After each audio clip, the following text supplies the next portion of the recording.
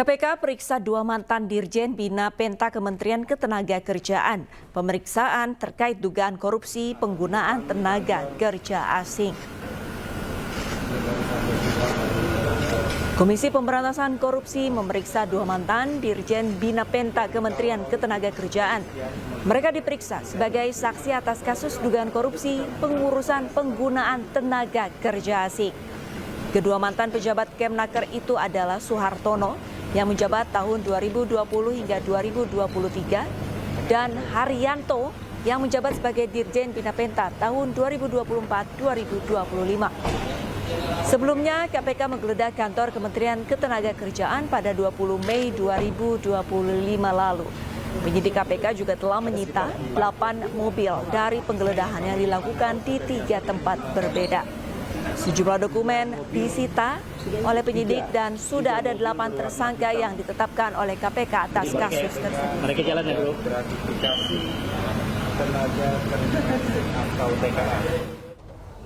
Bahwa tim penyidik sampai dengan hari kemarin telah melakukan penggeledahan di 7 lokasi, yaitu 1 kantor di Kemenaker dan 6 merupakan rumah dari pihak-pihak terkait.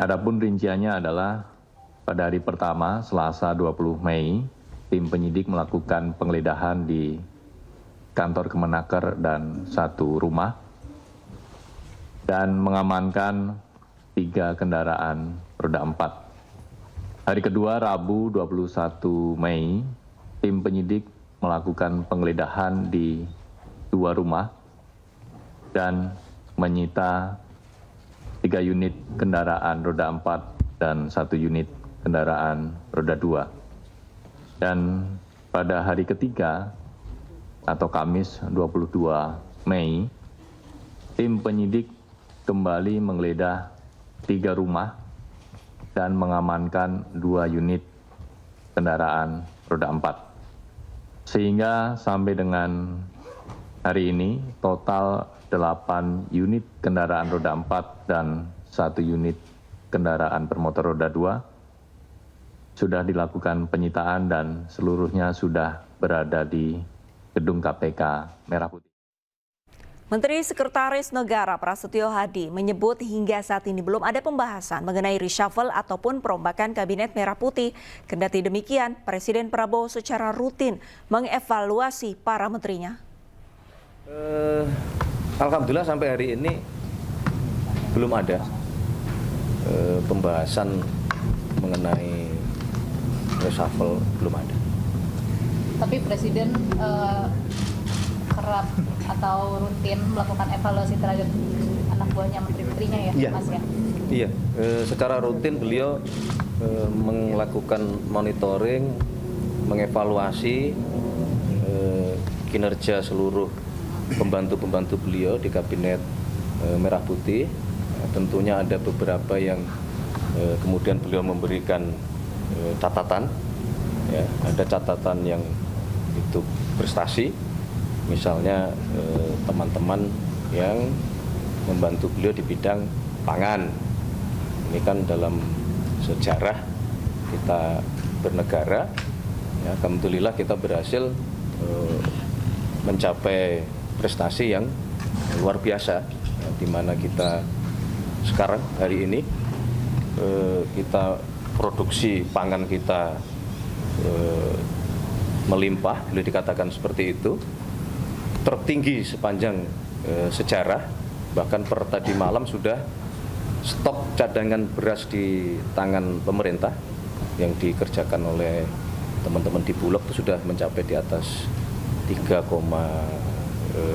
juta ton. Dan ini bagian dari evaluasi tadi, kelompok jenis yang evaluasi bagus kan. Para pemain Timnas Indonesia mulai berdatangan ke Bali. Terbaru adalah Ole Romeni yang sudah tiba di Pulau Dewata.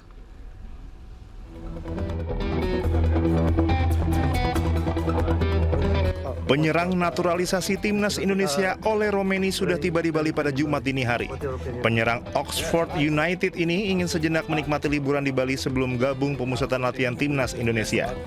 Melalui akun Instagram miliknya, Ole Romeni memastikan telah tiba di Bali. Penyerang 24 tahun ini mengunggah foto telah tiba di kamar hotel tempatnya menginap selama di Pulau Dewata. Ole tiba lebih awal dari jadwal pemusatan latihan atau training center Timnas Indonesia di Bali yang dijadwalkan berlangsung mulai Senin mendatang. Waktu 3 hari sebelum gabung, pemusatan latihan Timnas Indonesia akan digunakan oleh Romeni untuk liburan dan menikmati keindahan di Bali. Ole menjadi pemain naturalisasi pertama yang tiba di Bali. Sebelumnya, rekan Ole Romeni di Oxford United, Marcelino Ferdinand, sudah lebih dulu liburan di Bali bersama Asnawi Mangku Alam. Ole pun tak sabar membela Timnas Indonesia kembali, termasuk menjalani pemusatan latihan di Bali United Training Center mulai Senin mendatang. PSSI resmi menunjuk legenda Ajax Amsterdam Simon Tahamata bergabung dalam tim kepelatihan Timnas Indonesia. Simon ditunjuk sebagai kepala pemandu baket sepak bola nasional.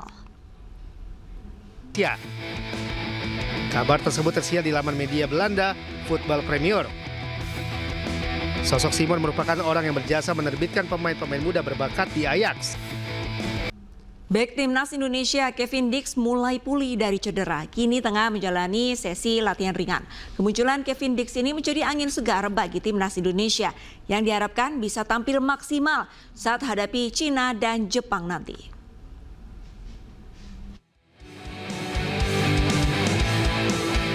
Bek Timnas Indonesia Kevin Dix yang telah lama absen bermain bersama FC Copenhagen karena cedera kabarnya telah sembuh.